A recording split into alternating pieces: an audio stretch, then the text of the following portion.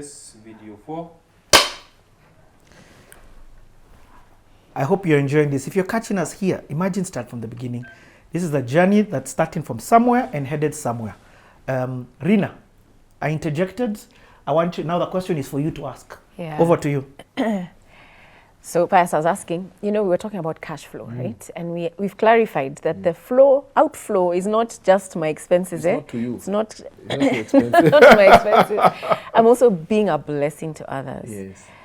And so what I wanted us to just kind of delve into now is the question of, I was looking at my current situation where I have a high schooler, we're moving to a stage where expenses are higher, potentially buying a house, investing, I don't know what, we're thinking about retirement. So you can be so absorbed in this, my needs.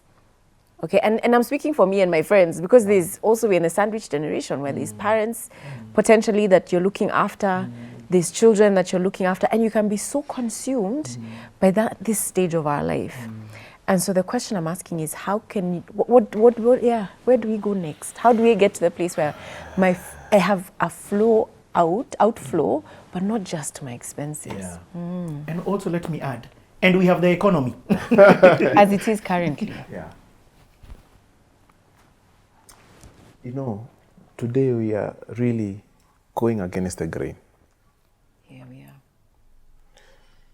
First of all, we've said time is not money. Time is not equal to money. Time is much more valuable than money. So that's one thing we've removed. Now, on this question of cash flow, the underlying question behind your question is the balance or the conflict between receiving and giving. Receiving is powerful, but giving is much more powerful. That's true. And as long as you are giving, the receiving seems to just keep coming.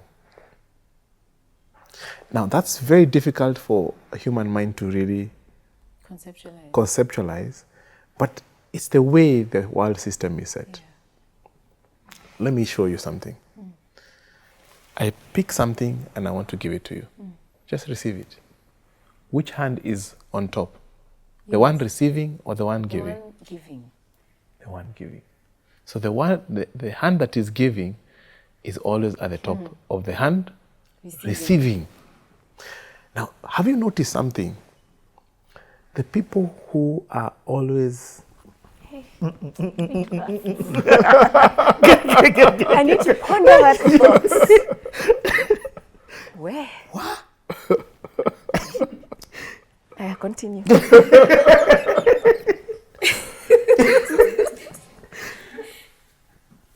Have you ever observed something? That the people who constantly chase money seems to be elusive to them. Yeah. And have you noticed the people who don't seem interested in money seems to be chasing them. They're interested in other things. But money just keeps chasing them. This is the mystery of life. And this is the trap of life. The biggest trap to us being at our best is our needs. Wow. It's our needs. Because our needs are like a blindfold. Yeah. You can't see past the blindfold. But if you only would remove the blindfold, we have a whole world to ourselves. Now that's what I'm asking. How do you remove that blindfold? So, you have to come back to people. The greatest satisfaction in life comes from touching people. That's true. I don't know, everybody in this room has felt it. In the smallest thing you've ever done, like, oh my God, I did not know that's how good it feels. The other day, I was sent a fee structure for a young girl a couple of years ago. The mother called me, who is a relative. and said, I have 2 children who've just finished standard 8, and one has passed very well, a girl, and the boy has not done very well. I don't know what to do with 2 of them. I cannot afford, but I am not asking you, but I have surrendered my daughter to you. You decide to take her up and take her to school, or she will just perish at home. I was never given an option whether to take that up or not. She told you? She told me. She actually is my aunt. And I said, clearly I don't have an option. We will start with the first school fees. The first. I did not want to think 4 years. Say, we'll start with the first school fees. I said, how much is the school fees? She said the school fees. I went, spoke to my wife. We said, fine. We paid the first school fees. Another one. Another one. Another one. And the other day, she sent me the school fees and she said, this is the last one that you'll be paying. I cannot tell you the joy I felt in my heart that I took this journey. So it's your 6th child.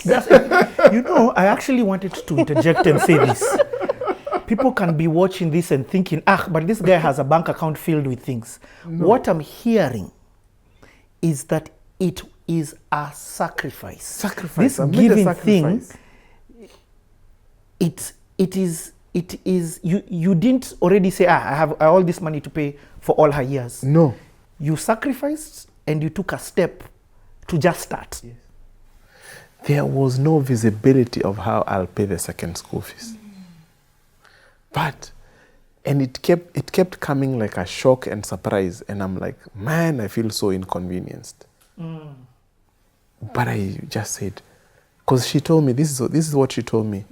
If this child does not go to school, she'll stay at home. My mind could not take that up, you know. So we pay school fees. So this term, she said, you have just paid the final fees. From here is university.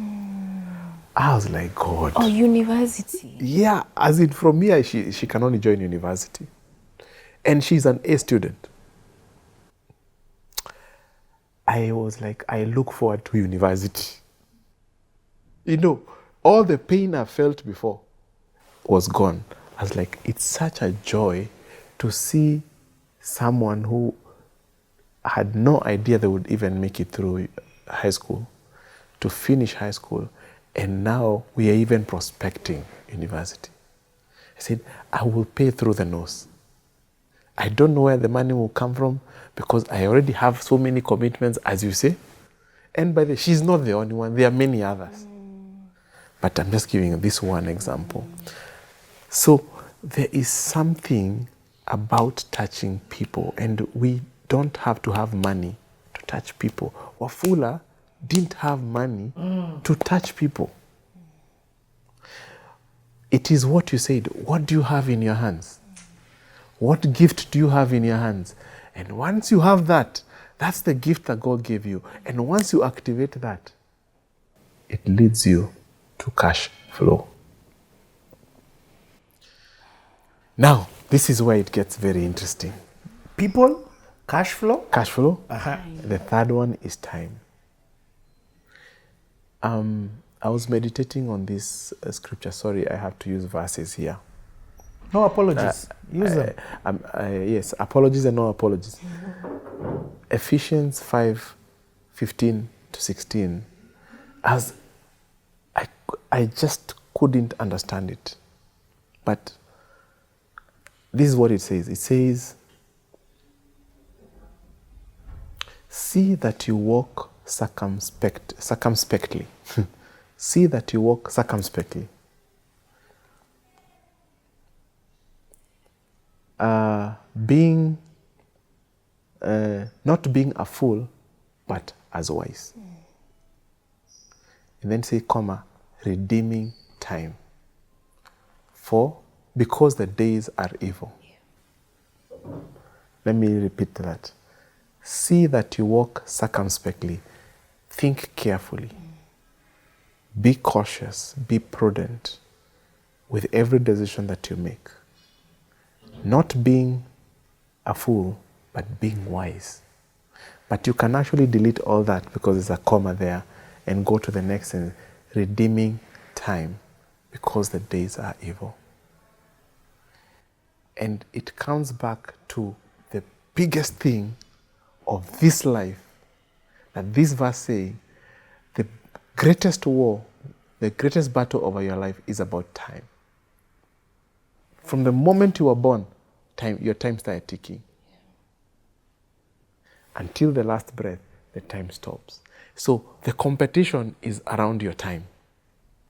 What will you do? How will you account for your time?